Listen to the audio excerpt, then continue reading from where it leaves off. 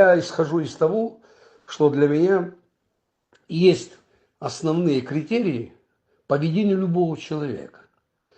Это полезно людям или это не полезно людям?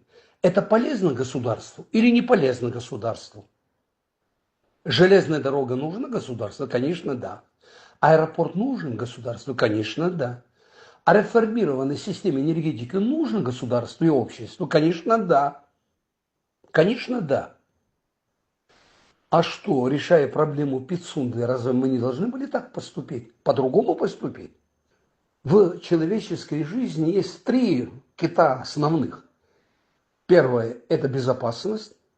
Второе – это экономика. Третье – это культура.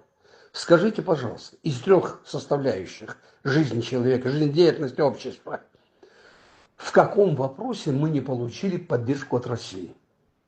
Да во всех вопросах.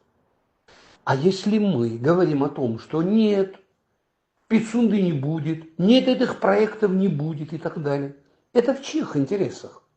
Это в интересах нашего общества? Конечно, далеко нет. И в интересах чьих?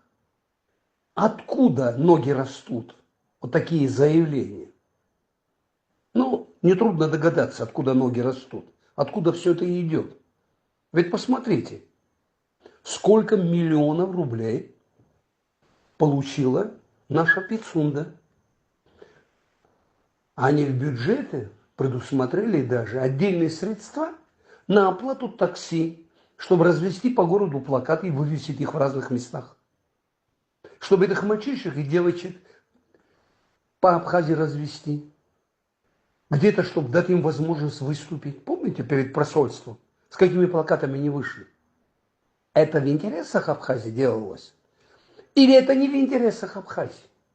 Так в чьих интересах все это?